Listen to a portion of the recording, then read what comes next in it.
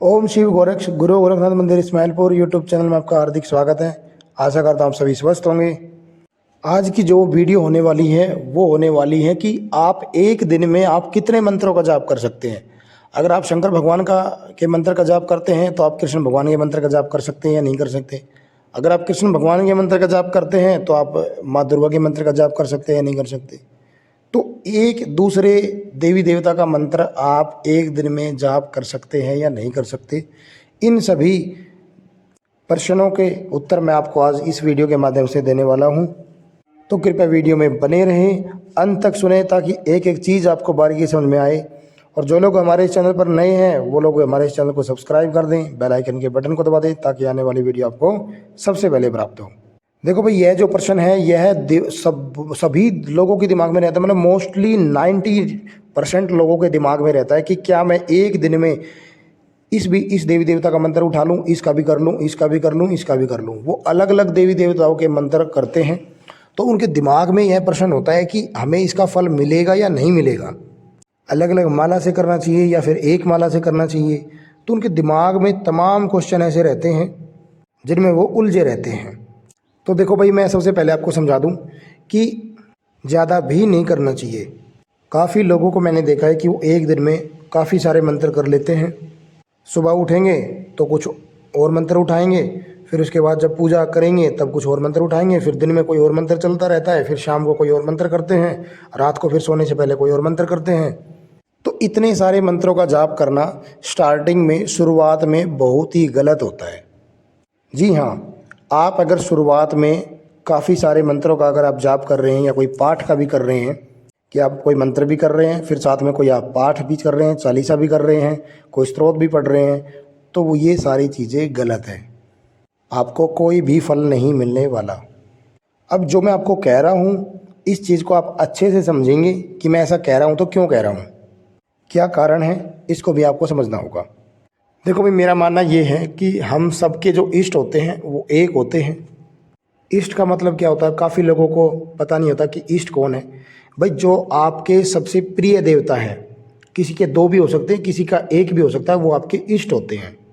यानी कि जो आपकी पीढ़ी दर पीढ़ी नहीं पूज रहे हैं, जिनका चयन आपने किया है कि मैं इस देवी देवता की पूजा पाठ करूँगा, इनको मैं मानूंगा, जिनके प्रति आपका बहुत ज़्यादा लगाव है, वो आपके इष्ट हैं। अगर किसी के 2 या 3 फेवरेट हैं, उनको आप पसंद करते हैं, उनको आप मानते हैं, तो उनमें से बहुत जल्दी आपको पता चल जाता है कि आपके सबसे ज़्यादा पसंद जो आप जिसको करते हैं वो कौन से हैं। ये अगर आपके 2 हैं इष्ट तो आप दोनों का जाप कीजिए, कोई दिक्कत नहीं है। अब मैं एक एग्जांपल लेता हूँ, जैसे वैष्णो देवी है।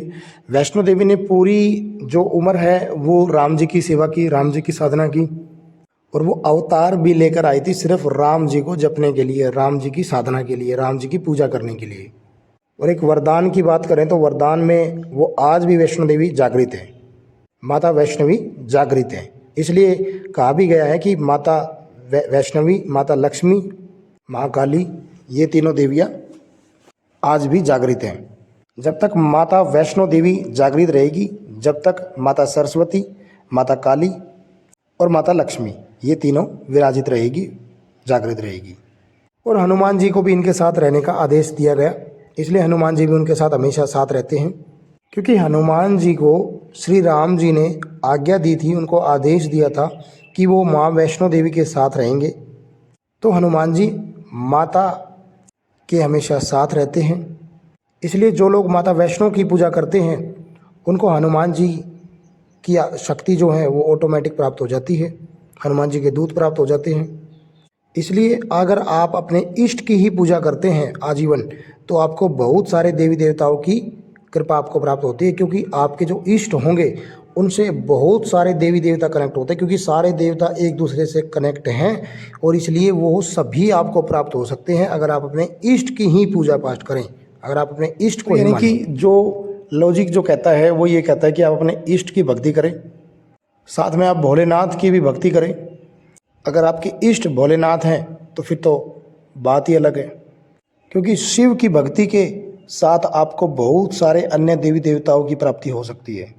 तो यानी कि अगर आपके इष्ट, आपकी माता कोई दुर्गा है, माता काली है, या आपके हनुमान जी हैं, या कृष्ण भगवान हैं, या कोई अन्य देवी देवता है, तो आप बिल्कुल आप शिव जी भगवान की भी एक माला, एक मंत्र उनका न भी आप कर सकते हैं। परंतु ये नहीं है कि आप अभी आप माता दुर्गा की कर रहे हैं, फिर आप माता काली का मंत्र कर रहे हैं, फिर आप हनुमान जी का मंत्र कर रहे हैं, फिर आप कृष्ण भगवान का मंत्र कर रहे हैं, फिर आप भोलेनाथ का मंत्र कर रहे हैं। तो इस तरीके से नहीं होना चाहिए। बस मेरा कहने का मतलब ये है कि जो आपके इष्ट हैं उनका जाप आप ज़्यादा करें। अगर आप भोलेनाथ की पूजा पाठ करते हैं, अगर आप भोलेनाथ का मंत्र करते हैं डेली, तो आप उनके साथ अगर चाहें तो माता का, आदि शक्ति किसी का भी आप एक मंत्र, काली का या फिर माँ दुर्गे का या माता वैष्णो का, आप किसी का भी एक मंत्र उनके साथ ऐड कर सकते हैं। इसके अलावा और मंत्र उनके साथ ऐड ना करें। आपको मैं एक चीज़ बता दूं कि बहुत लोग ऐसा करते हैं कि जिन लोगों ने 11 दिन की जैसे साधना उठाई किसी भी मंत्र की, तो उन्होंने उस मंत्र का जाप किया। जैसे मान लो ओम नमः शिवाय किसी ने मंत्र उठाया, ओम नमः शिवाय, ओम नमः शिवाय, उन्होंने 11 दिन तक जाप किया। उसके बाद उन्होंने 12वें दिन से फिर किसी माता का मंत्र, उन्होंने कोई बीज मंत्र उठा लिया, उस बीज मंत्र का जाप करना उन्होंने शुरू कर दिया। तो जो ओम नमः शिवाय से जो ऊर्जा प्राप्त उनको हुई थी, जो ऊर्जा बनी थी, जो ओरा बना था, वो उनका धीरे धीरे कम होता चला जाएगा। क्योंकि उसके बाद भी आपको डेली रूटीन में एक माला उस मंत्र की करनी होती है, ताकि उस मंत्र की ऊर्जा आपके अंदर बनी रहे, ताकि उस मंत्र का जो ओरा है वो आपका स्ट्रोंग बना रहे। मंत्र को कभी भी छोड़ना नहीं है। मंत्र की आप डेली रूटीन में एक माला कर सकते हो। माला की संख्या आप कम कर दीजिए, एक कर दो आप, ठीक है। जहाँ आप 10 माला करते थे वहाँ आप एक माला कर दो। और कोई अन्य जो मंत्र अगर आपने फिर दोबारा से शुरू करना है तो उसकी आप 10 माला, 5 माला, जो भी आप करना चाहते हैं अपनी विधि विधान से, वो आप कर सकते हैं। दूसरी चीज़ अब बात आती है कि माला की। आप माला कोई भी आप ले सकते हैं। आप एक माला पर, आप रुद्राक्ष की माला पर आप बीज मंत्र भी कर सकते हैं, आप शाबर मंत्र भी कर सकते हैं, आप वैदिक मंत्र भी कर सकते हैं, आप तांत्रिक मंत्र भी कर सकते हैं। तो जो मंत्र आप करना चाहिए वो आप एक माला पर आप कर सकते हैं। यानी कि अभी आपने एक टाइम आपने किया ओम नमः शिवाय का, फिर उसके बाद आप अगर आप माता का कोई भी मंत्र उठाना चाहते हैं, ओम धूम दुर्गाय नमः या ओम क्रीम कालिकाय नमः, आप जो भी मंत्र उठाना चाहते हैं वो आप कर सकते हैं उसी माला के थ्रू। इसमें आपको कोई परेशानी नहीं होने वाली। वैसे तो बहुत सारे ऐसे देवी देवता हैं, जैसे कृष्ण भगवान है, भगवान राम है, माता काली है, माता बगलामुखी हैं, भगवान विष्णु है। इन देवी देवताओं के लिए अलग माला होती है। जैसे राम जी का और विष्णु जी का सफ़ेद चंदन की माला पर या तुलसी की माला पर। तुलसी की माला के तो नियम बहुत ही ज़्यादा सख्त हैं। जैसे प्याज लहसुन भी नहीं ग्रहण कर सकते, साथ में शराब और साथ में तामसिक चीज़ों का भी सेवन नहीं कर सकते। तो ये चीज़ें बड़ी ही सख्त हो जाती है उसमें। तो यानी कि मेरा जो कहने का माध्यम है वो बस यही है कि आप कर तो सकते हो, परंतु अलग अलग देवी देवता का जो मंत्र है वो आप एक साथ ना करें। और जो माला आप ले रहे हैं वो अगर उसी देवी देवता की हो तो वो सबसे बढ़िया है, नहीं तो आप एक माला के माध्यम से भी आप कर सकते हैं। एक समय पर आप 2 ही मंत्र करें, एक अपने इष्ट का करें, दूसरा आपने अगर कोई मंत्र आपने अभी कोई साधना रिसेंटली की है तो आप उसकी एक माला साथ में कर सकते हैं। आपको अपने इष्ट को हमेशा ज़्यादा जपना है। आपको अपने इष्ट के द्वारा ही सारी चीज़ें प्राप्त होगी। सारे जो देवी देवता हैं वो आपके इष्ट के ही माध्यम से आपके पास आएंगे। आपको मुक्ति प्रदान करने वाला भी इष्ट होगा, आपकी रक्षा करने वाला भी इष्ट होगा। आपका अपने इष्ट पर विश्वास सबसे ज़्यादा प्रबल होना चाहिए। इष्ट सर्वप्रथम होना चाहिए। इष्ट से जो कनेक्शन है वो आपका बड़ा ही मजबूत होना चाहिए। कई बार आपने अपने जीवन में देखा होगा कि आप लगातार अगर किसी एक मंत्र का आप जाप कर रहे हैं, जैसे मान लो आप माता दुर्गा कोई मंत्र का जाप कर रहे हैं, और जब आप किसी से चेक करवाते हैं कि आपके साथ कौन सी शक्ति चल रही है, तो उसमें अगर आपके साथ कोई भी, जैसे बालाजी महाराज की शक्ति चल रही है या फिर शिव की कोई शक्ति चल रही है आपके साथ में, अगर ये बता दिया जाता है तो आप उस देवी का मंत्र आप छोड़कर आप उनका मंत्र आप शुरू कर देते हैं, जबकि आपको जो शक्ति जो प्राप्त हुई है वो उस माता के जो मंत्र हैं उसके द्वारा ही प्राप्त हुई है। तो आप ऐसी गलती ना करें।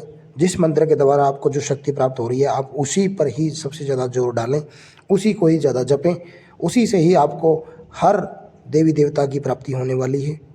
तो मैं आशा करता हूँ आपको सारे डाउट्स आपको क्लियर हो गए होंगे कि आपको किस तरीके से आपको जाप करना चाहिए। आपको 1 से अधिक या 2 से अधिक आप मंत्र का जाप करते हैं तो उसका आपको क्या बेनिफिट होता है, क्या फल प्राप्त होता है, और आप कितनी माला से आप कर सकते हैं। तो ये सारे डाउट आपके, मैं आशा करता हूँ, क्लियर हो गए होंगे। बाकी अगर और कोई कन्फ्यूजन आपको इस वीडियो से संबंधित रह जाती है तो आप कमेंट के माध्यम से भी मुझसे पूछ सकते हैं। बाकी अगर वीडियो अच्छी लगी है तो और भी लोगों तक शेयर करें।